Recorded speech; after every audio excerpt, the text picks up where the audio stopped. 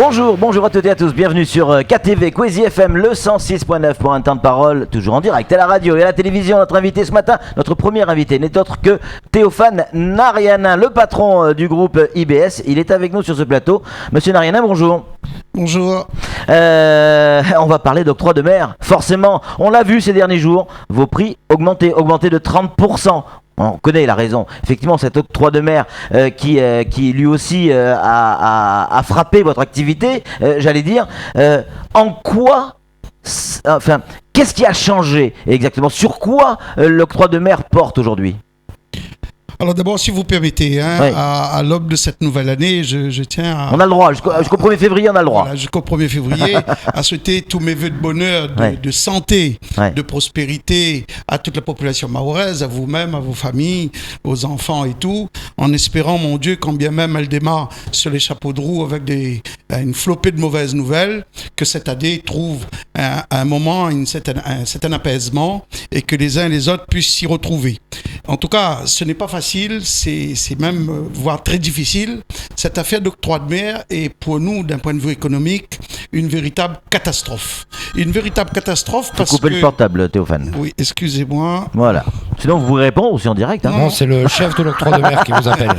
C'est le patron de l'octroi de mer, c'est peut-être l'exonération. Donc, nous, ça vient grever nos prix de 30% de plus à un moment où la population, où l'économie est au plus mal. Expliquez-nous pourquoi ça vient augmenter vos prix. Sur quoi porte l'octroi de mer?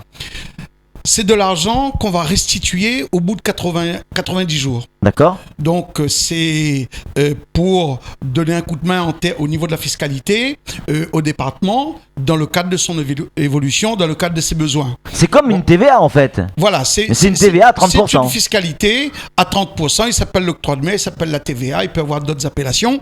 Mais là, c'est une fiscalité supplémentaire qui vient de façon brutale toucher l'économie à un moment où on est au plus bas. Alors ça touche pas n'importe quelle économie, monsieur Narianin, ça touche la transformation de produits. Dans votre cas, c'est quoi? Alors, si vous voulez, je profite de ma deuxième vie pour en parler, puisque je suis bien placé pour le faire. Je l'ai vécu à La Réunion, et aujourd'hui, c'est un remake de ce qui s'est passé il y a longtemps à La Réunion, et c'est exactement l'erreur qu'il ne fallait pas commettre. Si vous voulez, l'esprit de la TVA, pour faire court, pour que les gens comprennent, c'est pour protéger l'économie locale. À l'origine, c'est ça. Ouais. C'est pour permettre l'industrialisation pour les besoins du pays. Ouais. Pour éviter l'importation, pour qu'on ne soit plus tributaire de l'importation, à cause des problèmes de bateaux, à cause des problèmes d'avions, et faire travailler l'industrie locale. Et Donc les salariés de Mayotte. Exactement.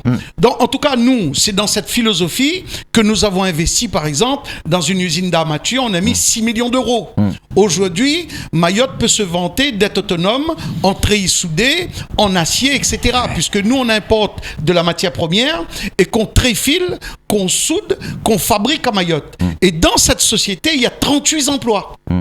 Ces 38 emplois vont aller tout droit dans le mur parce qu'on n'a pas surtaxé, comme la loi le permet.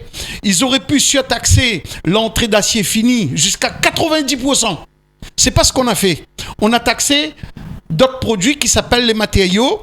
Aujourd'hui, la vente de granulats, la vente des bétons, la vente des préfabriqués qui sont sévèrement touchés, sert à qui? Ben, sert aux petits particuliers. Il n'y a pas d'ouvrage public réellement. Il y a très peu de chantiers en ce moment. Et très certainement, il y en aura moins.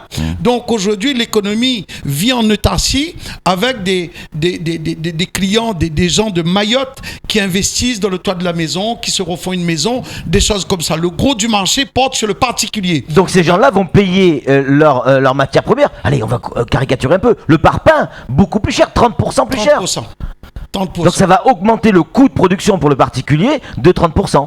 Et après, il y a les dégâts collatéraux. Ouais. Donc, il y a tous les produits polluants, par exemple, tels que l'huile, la graisse, les pièces détachées et tout ça, qui sont aussi concernés, qui viendra grever nos prix.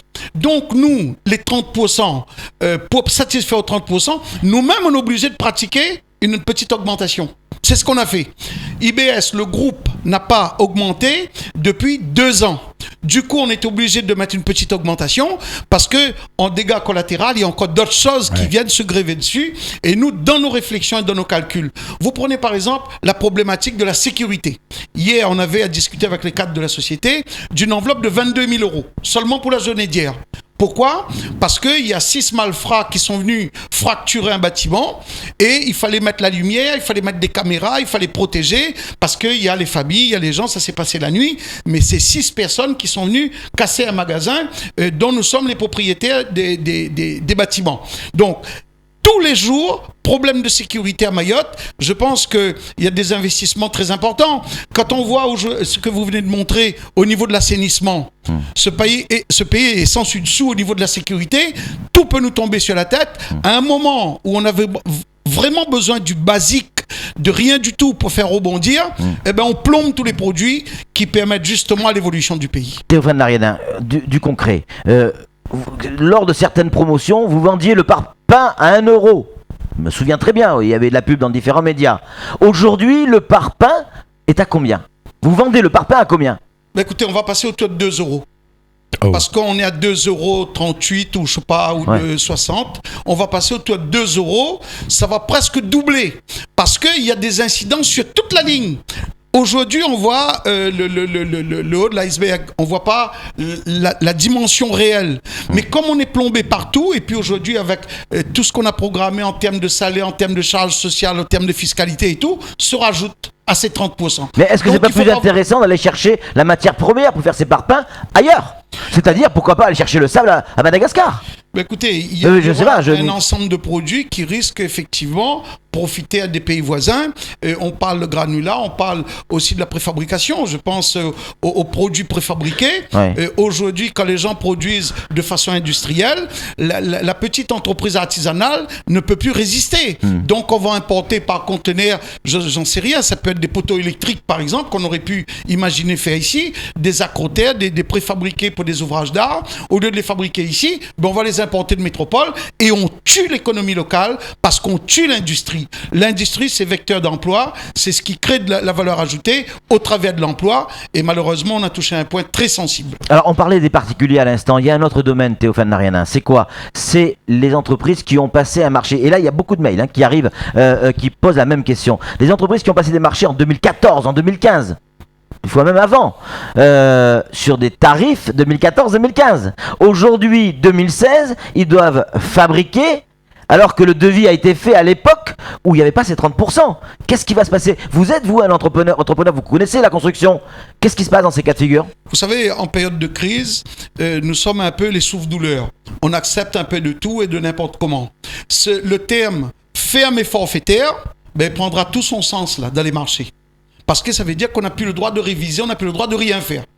Parce que personne ne pouvait s'imaginer qu'à un moment, ça bouge de 30%. Dans les grosses œuvres du bâtiment, où vous avez que du béton et des granulats. Parce que partout, dans les grosses œuvres, il n'y a que du béton. Ce produit-là prend 30%. Ça veut dire déjà que dans le gros œuvre, on va prendre sur 70% de l'enveloppe, 30% d'augmentation liée à cette problématique d'octroi de mer. C'est très difficile, mais c'est pire que ça encore. Parce que nous, les collectivités, je les en veux pas, parce que je sais qu'ils n'ont pas de budget, je sais un paquet de choses, ils payent pas, c'est historique. On a pris l'habitude de gérer ça. Quand moi, une collectivité me doit et me paye au bout de 8 mois, au bout de 10 mois, parfois au bout d'1 an, même pas au bout de 2 ans, moi, je vais devoir faire un chèque sur le chiffre d'affaires tous les 3 mois. Aujourd'hui, une petite boîte familiale comme nous avons un fichier de 6 millions d'euros dans la poche du client. C'est 6 millions, 3 x 6, 18. Il va falloir que je trouve 1 800 000 au bout de 90 jours, faire un chèque. Mais je ne suis toujours pas payé. Mais c'est vraiment, on se mord la queue et ça va porter un coup fatal à l'économie mahoraise. Est-ce que ça veut dire, Théophane Lariana, que ces grosses entreprises qui ont signé des marchés avant ne vont pas pouvoir assumer ou assurer la construction parce qu'ils vont être déficitaires ? Est-ce qu'aujourd'hui, une entreprise a le droit de dire « Ben non, je suis désolé, je ne peux pas assurer ce chantier ». Non. Donc ils vont le faire, mais à perte. Je pense que les gens n'ont pas compris la réalité des choses. Mais ça profite totalement aux grands groupes. C'est-à-dire, je comprends pas. Écoutez, quand on est coté au CAC 40, On se lève le matin, on claque des doigts et puis on lève le pognon qu'on a envie. Non, mais si on prend Donc, on prend le je cas veux de dire, Colas. c'est pas à l'échelle, Le c'est cas pas- de Colas, le cas de Colas, avec la sécurité sociale, il y a un marché qu'ils doivent construire avec CBO, je crois, si je dis pas de bêtises, aux alentours de 25 millions d'euros, grosso modo. Hein. Il y a 15 millions d'euros qui sont réservés pour les grosses œuvres. Sur ces 15 millions d'euros, ils vont prendre une augmentation de 30%. Est-ce qu'ils vont pouvoir assurer le chantier ou pas? Oui, mais ce que je veux dire par là, le compte d'exploitation de cette entreprise mahoraise, qui fait partie d'une multinationale, sera affecté. Mais ça ne fera rien du tout au sein du groupe. Je pense qu'il ne faut pas regarder de ce côté-là, parce que c'est un non-sens total. Le groupe Vinci, les SMAE et consorts, ils seront affectés, mais de façon symbolique. Même si des gens, quand ils perdent 10 millions, ils gardent le sourire. Et quand ils perdent même 100 millions, ils sont aux éclats. Non, ce que je parle et ce que je veux défendre aujourd'hui, c'est la petite entreprise mahoraise. Je ne me permettrai pas de faire un plaidoyer au profit des multinationales qui font des choux gras. Quand vous prenez en Afrique, pourquoi les multinationales travaillent en Afrique? Parce qu'ils ont les moyens de supporter 1 an, 2 ans, 3 ans, 4 ans d'impayés. Et ils facturent des intérêts moratoires. Mais la petite entreprise locale, celui qui crée des vrais emplois, celui qui ne fait pas pendant 10 ans, 15 ans, 20 ans des CDD, celui qui fait des CDI le premier jour où l'employé met le pied dans son entreprise, c'est lui qui va souffrir. Et là, on touche un problème très grave parce que c'est fragile. L'économie est tellement fragile. Moi, je pense qu'il ne faut pas se concentrer et se focaliser sur le sort des multinationales. D'abord, ils n'ont pas besoin de nous.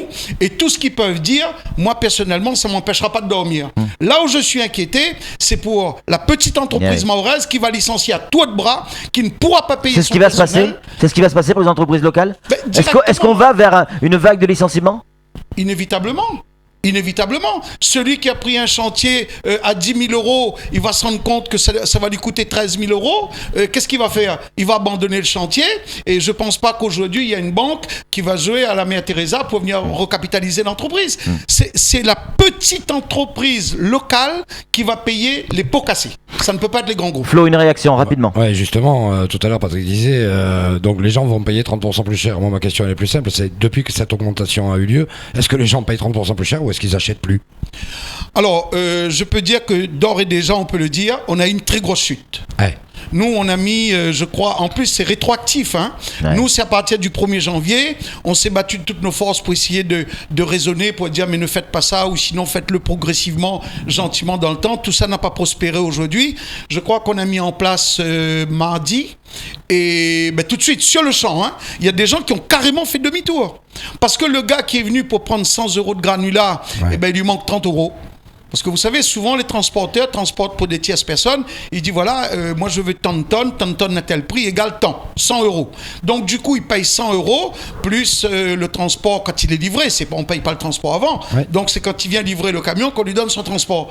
Ben, lui, il a 100 euros. Généralement, ces pauvres gens, ils n'ont même pas de quoi se payer un sandwich. Ben, il n'a pas les moyens de payer les 30 euros. Et puis il dit, comme il n'est pas sûr que son client va lui donner les 30 euros sur les 100 euros qu'il a payés, du coup, il fait demi-tour. Mais ça, c'est 50% de la flotte. Hein. Ça, c'est déjà arrivé. Retourner mardi matin devant nos bureaux qui sont repartis, qui n'ont pas pris. Pour les blocs, c'est pareil. Donc ça veut dire que les gens n'achètent pas. On a eu des annulations de béton prêt à l'emploi. Et ça, c'est très grave parce que nous, en tant qu'industriels, nous avons initié la fabrication du béton prêt à l'emploi pour des raisons purement techniques. Bon, nous, c'est pour gagner de l'argent. Hein, je veux dire, une entreprise qui ne travaille pas pour gagner de l'argent, c'est plus une entreprise, c'est une boîte en faillite. Donc, nous, on a créé ça. On rame depuis une vingtaine d'années. Et aujourd'hui, le béton prêt à l'emploi commence à apporter ses fruits. Au moment où il y a la décennale, la dommage ouvrage et toutes les assurances, on a de la qualité dans les produits. Eh ben, cette qualité, il va chuter parce qu'on va revenir, comme à l'époque de Vercingétorix, avec la pelle, la brouette, le sable et le ciment, et on va mélanger sur le chantier. Du coup, on aura perdu sur la qualité à un moment où on est en train de parler des fonds européens, à un moment où on est en train de nous prendre la tête avec le code, avec toutes les normes européennes, sauf qu'on n'a pas les aides qui conviennent, on ne nous donne pas les moyens, pire que ça, on nous retire les tapis sur le pied. Dernière question, un téléspectateur ou un auditeur, je ne sais pas, qui nous dit Théophane Darianin, dites-nous la vérité. Est-ce qu'aujourd'hui, avec cet octroi de mer, on paye les erreurs du conseil départemental, oui ou non? Écoutez, vous savez, c'est de la politique. Hein. Moi, je ne suis pas politicien, mais ce que je constate tout simplement, il faut que ce pays vive. On peut toujours faire le procès de Pierre-Paul Jacques Philippe. Ce que je sais, c'est que l'État ne capitalise pas suffisamment. Ce que je sais, il y a eu des dépenses un peu inutiles, que parfois certains politiques se sont fait plaisir sur le dos des contribuables. Eh ben, aujourd'hui, c'est tout ce lot-là. Mais en même temps, les gens qui sont en train de critiquer aujourd'hui, je veux dire, c'est les mêmes qui ont voté hier. C'est peut-être dans le choix. Parce que quand on veut de la soupe pas chère, ben on a ce qu'on mérite. C'est un peu le travail qu'on a aujourd'hui. Mais l'octroi de mer, les taux d'octroi de mer qui avaient été mis en place par Daniel Zaïdani, l'ancien président du Conseil général à l'époque, souvenez-vous, on n'avait pas entendu autant de bazar autour de ça. Là, la nouvelle majorité a voulu faire des familles et donc on se retrouve avec justement des familles qui ont augmenté. Est-ce qu'il y a une meilleure solution ? Alors moi je ne suis pas dans les comptes de la collectivité, sauf qu'ils ont découvert qu'il y a un bug, il manque à peu près 50 millions. Ouais. Donc il fallait les trouver quelque part. Ce que je regrette tout simplement, c'est qu'on est tapé sur cette corde sensible. Ouais. Parce que je dis qu'il y a beaucoup de choses qu'on peut récupérer ces 50 millions et que sans taper sur l'octroi de mer, sur les intrants, il y a des produits qui méritent d'être surtaxés parce que ça tue l'économie. J'en veux pour preuve cette société d'armature métallique de 6 millions d'investissements avec 38 employés. On sera obligé de licencier, peut-être fermer l'usine et brader le matériel. Voilà des produits qu'il fallait taper dessus, pas toucher les produits locaux qui fait vivre l'économie locale et surtout les emplois. Et peut-être qu'il n'est pas encore trop tard pour rectifier le tir. En tout cas, la loi le permet. Merci à Théophane Arianin d'être venu sur ce plateau. C'est tout pour ce temps de parole. La situation est critique. Allez, tout de suite, la suite de nos programmes.